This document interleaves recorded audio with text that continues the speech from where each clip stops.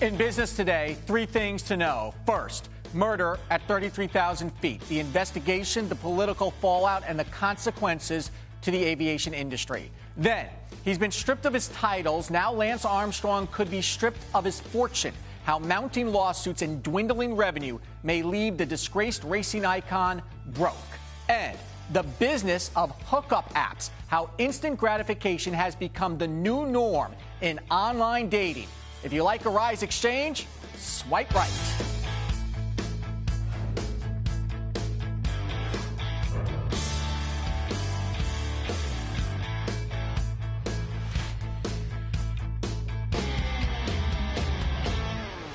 Hello, I'm Andrew Schmertz. The FBI is heading to the scene of what is shaping up to be a mass murder. The shooting down of Malaysia Air Flight 17 over Ukraine. It's a territory controlled by pro-Russian separatists, which is leading to global outrage directed at Russia, which supplied the rebels with sophisticated anti-aircraft technology. Debbie Turner-Bell, the anchor of Arise America, is here to update us on the investigation and what the U.S. is saying. Debbie. Andrew, thank you so much. It's a tragedy all the way around, but it is widely accepted now that Malaysia Airlines Flight 17 was shot down by a surface-to-air missile, an SA-11. The question, though, that remains is, who launched the missile? There is wide speculation about who that is and a lot of finger-pointing going on. The pro-Russian separatists are saying that it's the Ukrainians that did it. The Russians are saying the Ukrainians did it, and the Ukrainians are saying the Russians had something to do with this. There's now surfaced an unauthenticated audio tape of a supposed conversation between two pro-Russian separatists about accidentally shooting down the wrong plane, but that has yet to be confirmed. We do know now that one American was confirmed on board flight MH17. Quinn Lucas Schansman, who is a double resident of the United States and the Netherlands, U.S.-Dutch citizen. And we also know that a very famous Dutch researcher in AIDS research died on this flight, as well as almost 100 other AIDS researchers who were all on their way to an international AIDS conference. Now, according to Malaysian Airlines, the vast majority of these passengers were Dutch. They were from the Netherlands. 189 of the 298 passengers that perished were from the Netherlands. Another 44, including the 15 crew members and 2 infants, were from Malaysia, 27 from Australia, 12 from Indonesia, including another infant, and then there were residents from Britain, Germany, Belgium, Philippines, Canada, New Zealand, and there are still 4 on board that they have not verified their residency. Now, there's confusion over where the black box is. The Donetsk People's Republic say that they have the box. However, their governor says that he's not sure where that box is. Now, President Obama delivered remarks today from the White House this morning, and he said that the U.S. offers thoughts and prayers to the families of all those who perished, but he issued this stern admonition.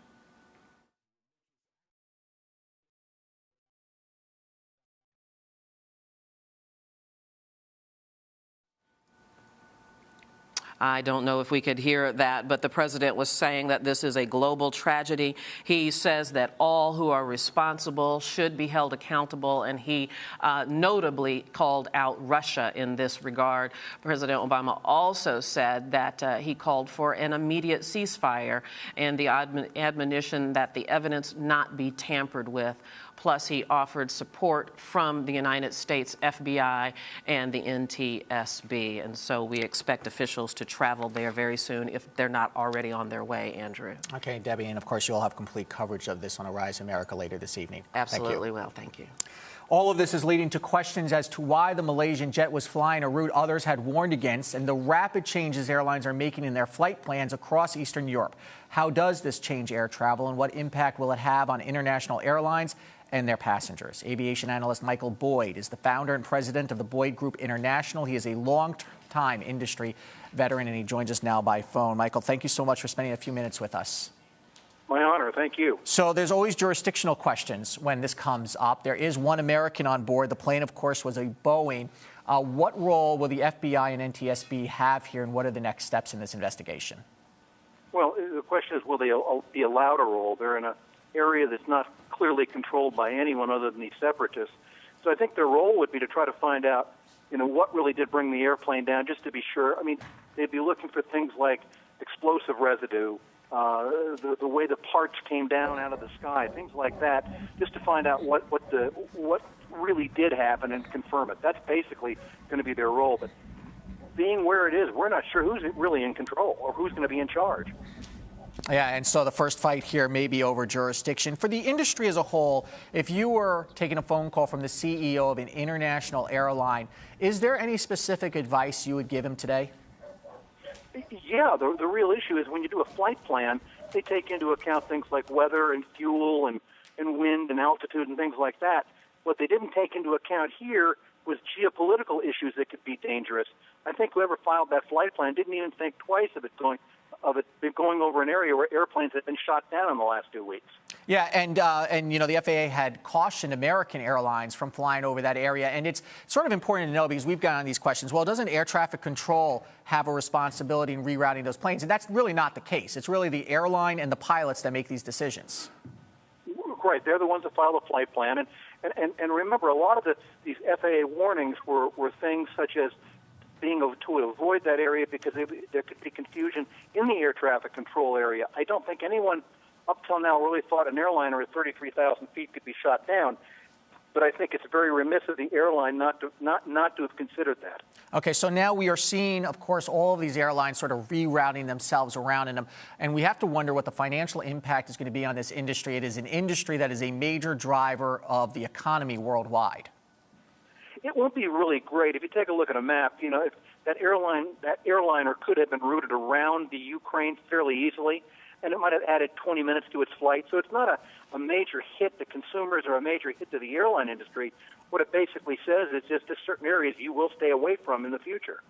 And if you're Boeing, does Boeing have a role here? Because obviously after TWA Flight 800, there was a lot of focus on the systems. This was not, as far as we know, it wasn't a bomb on board, so there's maybe a security question. This was an external pressure as far as we know. Does Boeing have a role to play here? Probably more of a support role. When investigators find this or that, Boeing would be there to talk about technical issues. But, it's a 17-year-old airplane, so it's not like brand new technology or something to worry about in terms of mechanicals. But Boeing would be there basically to provide support to the investigators if they're allowed to.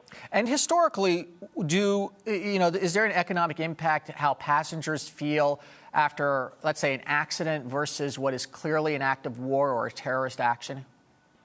Well, I would say this. For us here in the U.S., there isn't a big problem. But I would say in most cases people will understand that, but I would almost guarantee Malaysia Airlines, which was already in financial issues, if I would put it that way, last week, Malaysia Airways, I would bet any amount of money, their bookings have dropped to zero. And I'm wondering if Malaysia could actually survive this. They were losing a lot of money even before the March crash. Yeah, there was an issue of whether they could. It's 60-some% owned by the government through various mechanisms, and they were trying to find investors for it. But at this point in time, just the financial hit and the revenue hit, with people not wanting to fly them, might just put them down. Okay. Michael Boyd, president of Boyd Group International, we thank you for your thoughts today. Thank you. After a sell-off following news of the Malaysia airline crash, stocks did recover Friday. Here's a look at the final numbers. The Dow Jones Industrial Average up 123 points, pretty much regaining what it lost yesterday to 17,100. The S&P 500 up 2010 to 1978. And the NASDAQ up 68.70 to 44.32. Some earnings news. General Electric reporting second quarter earnings of $3.9 billion earlier today, falling just shy of expectations, though earnings per share were in line with the estimates. GE's profits up this quarter due to double-digit profit growth in industrial production. Honeywell reporting it beat expectations as well this quarter. Honeywell bringing in $10.25 billion, 0.5% above estimates. Honeywell said high profit margins were due to geographic expansion and product initiatives, especially in Europe, the Middle East, and Asia. And Bank of New York Mellon also reporting earnings. Its $3.75 billion in earnings was 0.5% shy of estimates. BNY Mellon's profits fell due to diminishing revenue from fees and hefty charges after an administrative error. Taking a look at commodities. Shareholders like to hear about administrative errors. Gold closing down $5.50 to $13.11, and oil pulling back just 18 cents to 103 and a penny. Americans became less confident in the economy this month. The Consumer Sentiment Index dropped to a 4-month low, down to 81.3. Frustration with the lack of growth in wages cited as a key reason for that. And the index of leading economic indicators rose by 0.3% last month. The Conference Board says that shows the economy continues to grow, but slowly. John Manley is the chief equity strategist with Wells Fargo Funds Management. He is back here on Arise Exchange. Good afternoon, John. Good to see you. I want to start by talking about the geopolitical issues and the pressures on equities. Yesterday, we had this big sell-off. Today, the news isn't any better out of Ukraine, but we had this big rally suggesting maybe the sell-off was overblown and just a reaction. But what pressures on equities do these situations have? It's the unknowable. It's not literally not just unknown, it's unknowable what's going to happen, and that always causes issues amongst investors. I will say that these things have to have some palpable impact on the overall economy. As terrible as they are, planes have been shot down by mistake before. Americans have shot down planes by mistake before. In the 80s in Iran, and of course there is KAL 007 shot down by the Russians. In Russian airspace or close to it. I mean, it was, these terrible things happen, but unless they affect the economy, the effect on the market is going to be transitory. So I am a multifaceted character, but I'm here to speak in terms of the equity market today. And I don't think this necessarily is going to have a severe or lasting adverse impact on equities. Of course, unless the situation spirals out of control in Ukraine, or we get significantly more sanctions on Russia. Sometimes I think, in fact, I do think it's better to wait and see what happens rather than anticipating. For the last 24 months, a lot of my confreres have been anticipating all the bad things that could happen, and they ended up on the wrong side. Actually, when bad things happen, you usually have enough time to get out. When the Arab oil embargo was put in place, the market was about 1% lower at the end of that month and only 3 or 4% lower at the end of the year. So it took a while before they take hold. I think you're better off waiting to see what happens rather than speculating, well, this could lead to that, and there's Franz Joseph. And of course, when you have a sell-off like yesterday, it's really traders in the market that are driving down stocks, I imagine. I think so. I'm sure some investors sold as well, but that sort of rapid movement, I think, indicates to me that it's faster money than not. Okay, when you look at the overall economy now, we're, Americans all of a sudden are feeling sort of a little bit blue over the economy. Any reason why you think this number came in weak? And they cited the lack of wage growth. I get a feeling that's because we keep talking about the lack of wage growth. It could be. I mean, I'm always upset when I don't get a wage increase, but I don't get very many wage increases these days. I think some of it was gasoline, higher gas prices. Some of it may have been a hangover from the cold winter. Some of it may have been that the housing market is not really as chipper as it was 6 or 7 months ago. But I don't think it's anything that's really crushing. These sentiment numbers go up and down, and I wouldn't read too much into this one. And the leading economic indicator is the same thing, where we are seeing from a data point that the economy continues to go on the same pace. There's nothing in these numbers that is going to suggest the Fed's going to do anything different. I don't see why they would. The Fed is waiting and watching, and I believe they see an asymmetrical risk reward. If they tighten too soon, that's really dangerous. If they let it go a little bit too long, that's probably okay. So, and that's what people are saying about the hawks, is that it is better to let this bubble, if there is a bubble in the asset bubbles, to grow a little bit than to tighten and really cause a possible deflationary situation. Well, it's sort of a Don Home market. They're tiny bubbles. They're little bubbles all over the place. Right, yeah, okay. And I think Chair Yellen had a very good point. You should deal with these things specifically.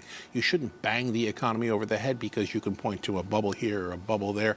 Yes, there are excesses, and I'm not sure they're true excesses, but assume they are. That's a good point. And the Fed tends to have a very big hammer, right? It's hard to pinpoint. You can be more precise with a lot of other tools. Okay, John, thank you so much. Thank you, Andrew. Coming up, why Lance Armstrong could be headed for Tour de Bankruptcy Court. You're watching Arise Exchange.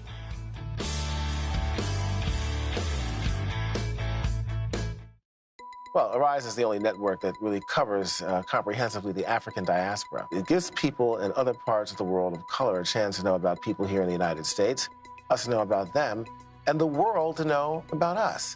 So it's kind of an educational experience for everybody involved. Getting to know people through stories, through personal stories. You really get a chance to know what people are actually all about, what communities are about. How are we different? But more importantly, what commonalities we all share. The great thing about Arise Entertainment 360 is that we cover the 360 of entertainment, food, fashion, lifestyle, culture. We're able to cover it all. And the thing I love most about the show is we're able to do a stunning combination of high and low. So we can talk about Rihanna on the red carpet, but we can also speak about high art with people like Sanford Biggers and Hank Willis. We actually spend quality time with our guests, and we really get to know them. It's really intriguing because we get a 360 look at our guests.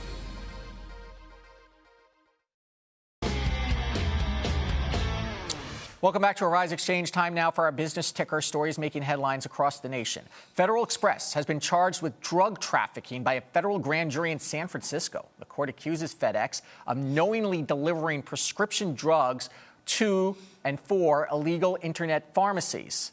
The court says prosecutors say FedEx even changed its policies to protect itself if police shut down illegal websites. So far, no individual FedEx officials have been charged. FedEx is scheduled to appear in San Francisco court at the end of this month. And on the legal distribution front, a long-anticipated corporate merger is reportedly in its final phases. U.S. pharma giant AbbVie is finalized plans to acquire Dublin-based Shire for $55 billion. The deal ends weeks of negotiations and will allow AbbVie to register as an Irish company, making it subject to Irish tax law if Shire shareholders own enough of the company. AbbVie will keep its headquarters, though, in North Chicago, while seeing its taxes drop from the current 22% rate to 13% in 2016.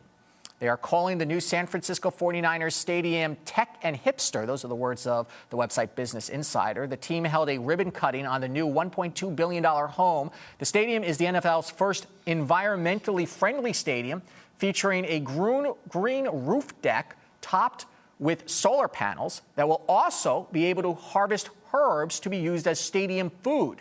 Levi Stadium, named after the Blue Jeans company, will also have free Wi-Fi and allow fans to order food from their seats using smartphones.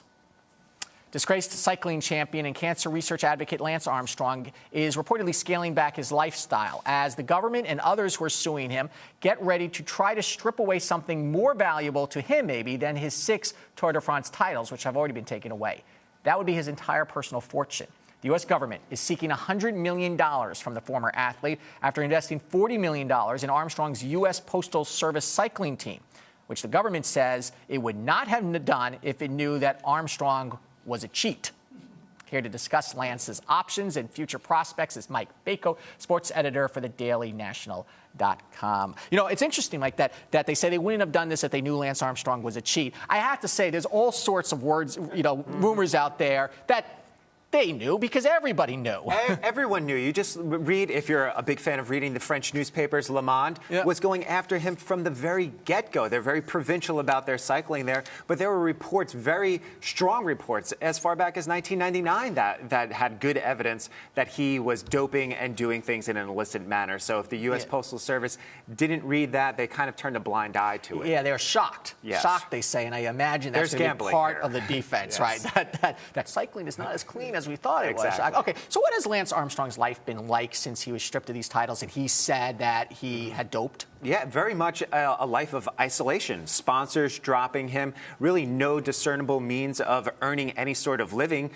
He had a vast fortune. He had a dream life in Austin. He built this dream house, a compound, private jets, was flying around. He would jog and go on bike rides with Matthew McConaughey and Jake Gyllenhaal. Those two are nowhere to be found. He's really nowhere to be found. He's living this life of isolation right now, just waiting for the other shoe to drop. And the other shoe are these lawsuits. They're lawsuits from the government. There's probably lawsuits that are going to come from sponsors. And the sponsors, yes. And what risk have you discerned from reading all the coverage and speaking with people that he could, in fact, be bankrupted from this? This is a very tough hill for him to climb. He was known as a great hill climber, mountain climber for the Tour de France, but this might be one that he's not going to be able to overcome. He's not going to be able to dope before he goes to court. He's not going to be able to dope before he goes to court, and he may be in a situation where a judge may rule just before the trial even happens on the basis of overwhelming evidence. Well, that is a legal test. For example, if there is no discernible facts to argue here,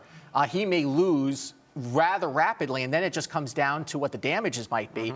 And the damages are probably, I could see everything he's really been earning. Absolutely. What he's been earning, which hasn't been much in the last few years, but everything that he's probably socked away from sponsorships, from personal appearances, and all the money that he was able to bank. But he's also lived a pretty lavish lifestyle, and he probably lived a lifestyle thinking that this would go on forever, for decades and decades, and that he would be this revered figure, and he would have been if all of these allegations didn't come out. And not only the U.S. Postal Service knowing what they know, but also the sponsors have, because they read the same material. And again, I wonder what their culpability is. For anybody who bought a Lance Armstrong jersey, for example, I think it's a stretch for them to sue these companies. But I'm not entirely sure that these companies should get back their money, honestly. I don't know if they should get their money back. And I think just in terms of culpability, they wanted to believe the U.S. Postal Service, for as much damage as was done on the back end, they got a lot of good publicity during that run, during all of those titles. Now they have all this bad publicity. And now they have all this bad publicity. Finally, can Lance Armstrong do anything to rehabilitate his image? It's tough because he went so many years denying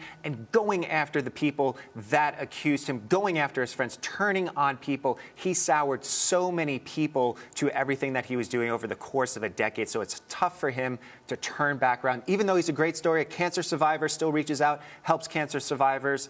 But he's been fired from his own foundation. He's been fired from his own foundation. He's just done too much damage. There's too much collateral damage. And there's certainly a lot of people who are happy to see him get his comeuppance. That's what it happens. I think so. Okay, Mike Bako, thank you. Thank you. Ahead, a casting call gone terribly wrong makes one casting director our favorite person of the day. You're watching Arise Exchange.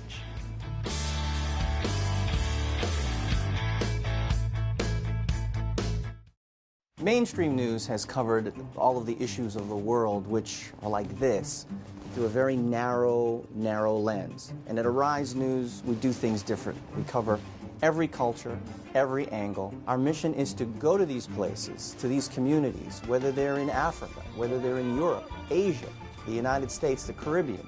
And we're going to find these stories, and we're going to tell them to our audience. Stories that they probably never heard of before, and stories that they'll find interesting and engaging. I think news does make people put things in black and white terms, just so that they have a dividing line between what their viewers like and dislike. When they see a person of color, they either think that they're not going to do anything, they're either on drugs, or they got pregnant at an early age. And I just want to say that that's not true. It tends to reflect more the interests of the upper income people and the upper income interests. Arise News, every culture, every angle.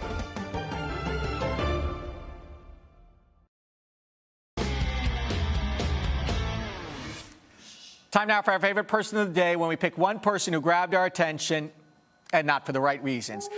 Today, it is the casting agent for a Universal Pictures movie about the legendary rap group NWA. The biopic Straight Outta Compton has the backing of the likes of Ice-T and Dr. Dre. But the casting call from Sunday Alisi may have been a bit too specific and, frankly, racist. In the casting notice, the agent calls for 3 different types of women. First, A girls are, quote, the hottest of the hottest and must have real hair. B girls are fine girls with natural hair, slim, and light skin. They said, think Beyonce. Then there are the C girls. C girls, the casting call notes, are African-American women with light to medium skin with a weave. And then there are D girls. You don't want to be a D girl here. Those are the girls with dark skin who are overweight. Gawker notes that some people still think Hollywood reinforces stereotypes. Go figure, because apparently it does. And so talent agent Sunday Alisi is our favorite person of the day. Next, why hooking up is as easy as swiping right, and how that may generate huge monetary returns. And you know, it's Friday, so it's 5 o'clock somewhere. You're watching Rise Exchange. Please stay with us.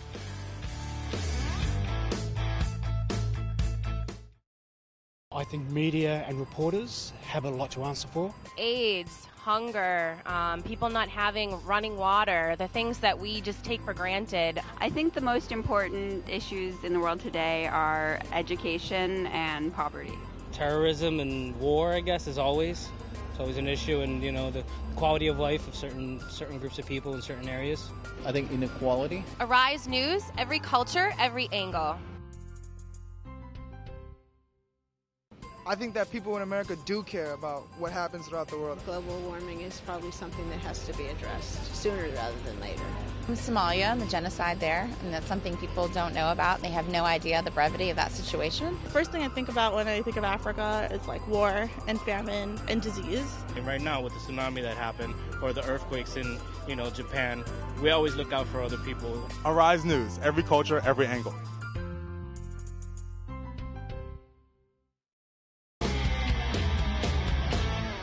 From Facebook to LinkedIn to Twitter, the 21st century has brought a lot of personal and professional relationships online.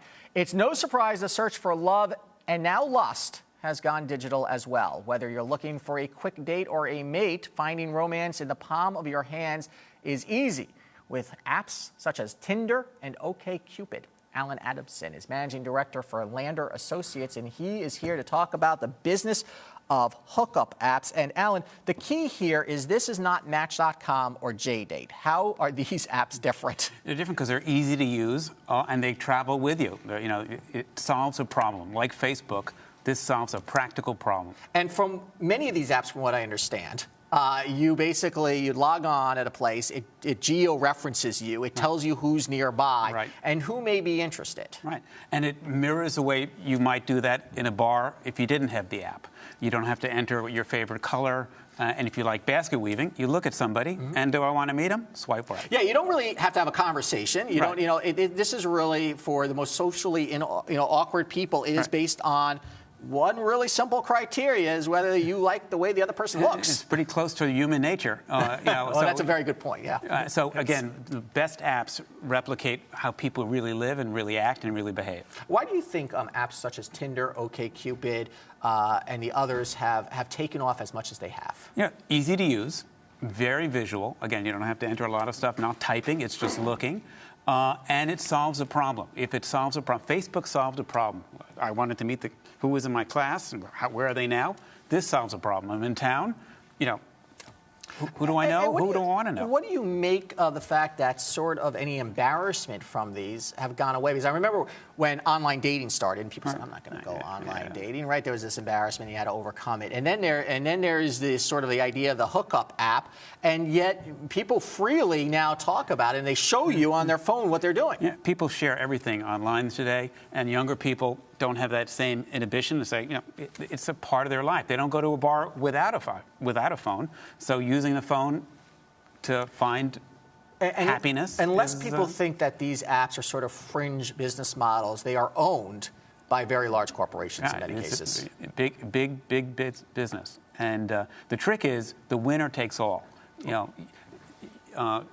Monetizing these is difficult, so you want to have the most eyeballs.